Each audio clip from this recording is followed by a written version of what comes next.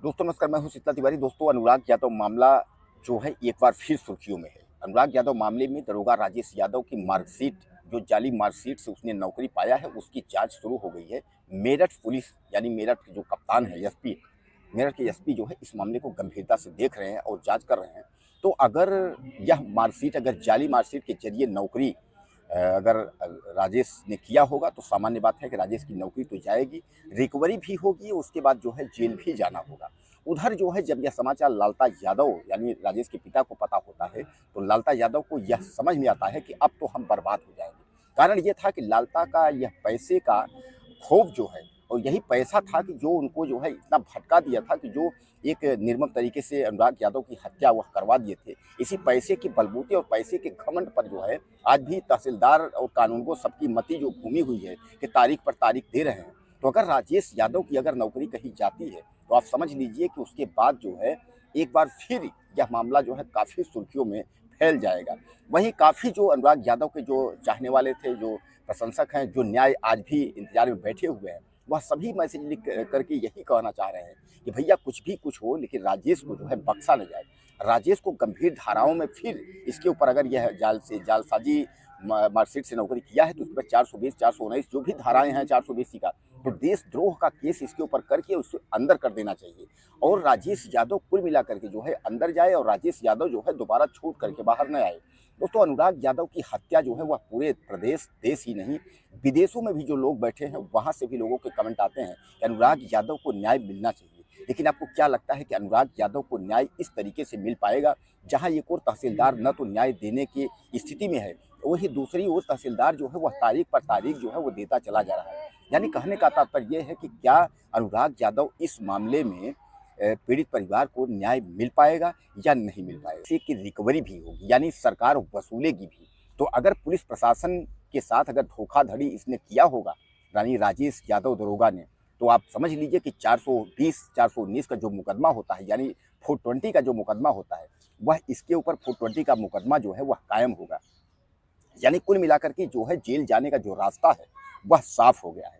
और अब राजेश यादव को जेल से जो है कोई नहीं बचा सकता, क्योंकि राजेश यादव जिस तरह दबंगई से आपने देखा है कि जैसे उसने हाई कोर्ट से जब वह छूटा था यानी हाई कोर्ट ने उसको जो है जमानत दे दी थी, बेल जो है मंजूरी दे दी थी, और हाई कोर्ट से जब वह छूटा था तो उसके बाद सबसे पहले उसने जो है कांति यादव और सुभाष यादव को साजिश करवा करके उसके बाद ग्राम प्रधान को जो है फंसाने की पूरी कोशिश की।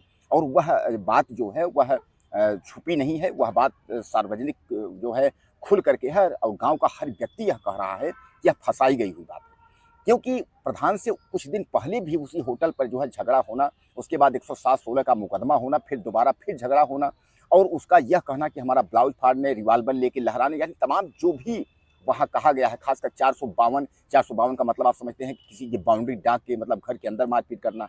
तो वह लोग यह भी कह रहे हैं कि वो तो खेत में जो है कांति यादव और सुभाष यादव खेत में काम कर रही थी, वह महिला तो खेत में प्रधान जी गए थे।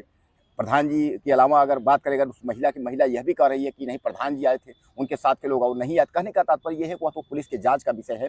अब पुलिस का काम है कि पुलिस जो है कितना लपेटती है, कितनी धाराएं, गंभीर धाराएं या क्या क्या लगा देती है। तो भैया पुलिस मेहरबान है, योगी पुलिस है, योगी पुलिस के लिए जो है कुछ भी असंभव नहीं है, सब कुछ जो है संभव है।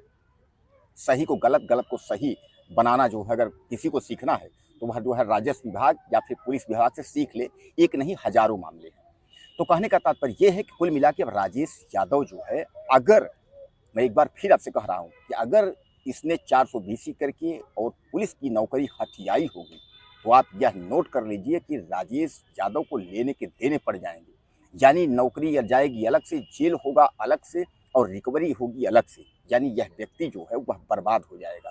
और दोस्तों यही जो है राजेश यादव के दरोगा यानी जो है इसी दरोगा के पद का ही जो है घमंड था, जो इसने इतनी बड़ी उत्पात की।